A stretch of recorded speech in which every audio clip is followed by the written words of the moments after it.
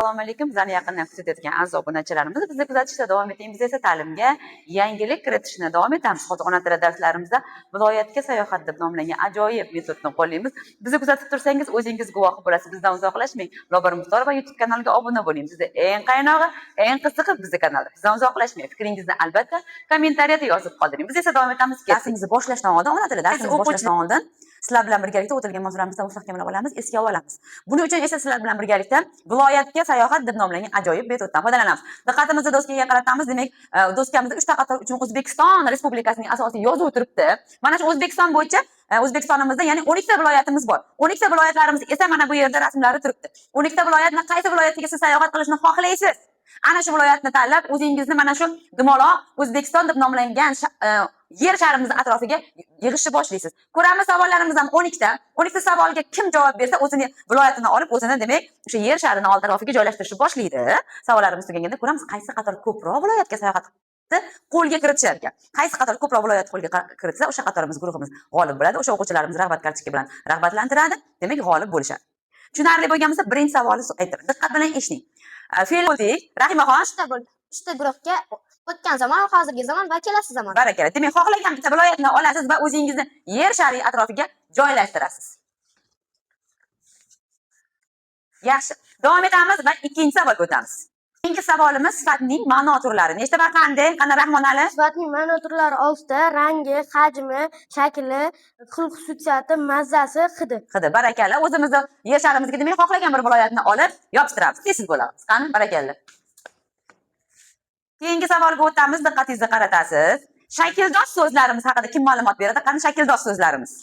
Savolimiz shakldosh so'zlar haqida kim ma'lumot beradi? Qani shakldosh so'zlar? Yozilishi bir xil, ma'nosi har xil so'zlarni shakldosh so'zlarga kiradi. Yaxshi, ketdik. O'zimizni xohlagan viloyatimizni, demak, yer sharimizga joylashtiramiz va keyingi savolga o'tamiz. Diqqatingizni qaratasiz. Keyingi savolimiz ona tilida nechta kelish bor va qanday kelishliklar? Qani? Nilufar. 6 ta kelishligimiz bor. Bosh kelishlik, qarab kelishlik, shum kelishlik, jo'nalish kelish, o'rin pay kelishlik, chiqish kelishlik. Barakalla. O'zimizni yer sharimizga demak xohlagan viloyatni olib yopishtiramiz va keyingi savolga o'tamiz. Diqqatingizni qaratasiz. Keyingi savolimizga o'tamiz. Diqqatingizni qaratasiz. Kishilik olmoshlari haqida kim ma'lumot beradi? Qani kishilik olmoshlari?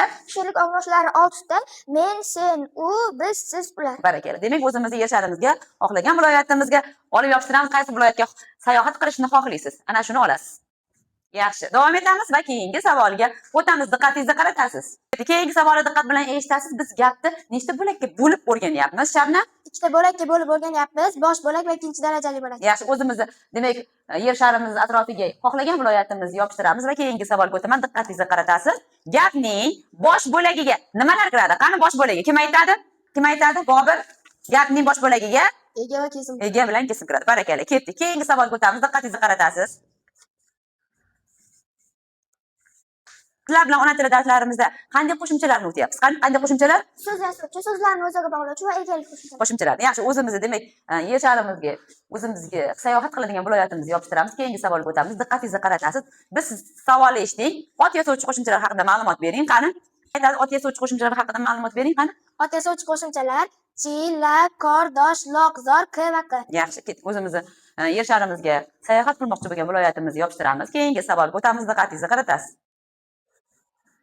Eshiting, keyingi safar ona tilimizdagi kelishliklarimizni qaysi kelishligimiz 3 ta qo'shimchani olgan? Qaysi kelishligimiz? Bahridinova? Jo'nalish kelishligi. Qaysi qo'shimchalarni olgan? K, q. Yaxshi, ketdik. O'zimizni yer sharimizga, o'zimiz yaxshi ko'rgan viloyatimizni olib borib yopishtiramiz va keyingi savolga o'tamiz. Yaxshi. Zo'r. Keyingi topshiriqni diqqat bilan eshitasiz. Soat so'ziga birikma hosil qilamiz. Qani? Farruh? Yangi soat. Yangi soat. Ketdik. Yaxshi. O'zimizni viloyatimizni, yer sharimiz atrofiga yopishtiramiz va bitta viloyatimiz qoldi. Ko'ramiz qani qaysi qatorga nasib qilar ekan. Keyingi va oxirgi savolni diqqat bilan eshiting.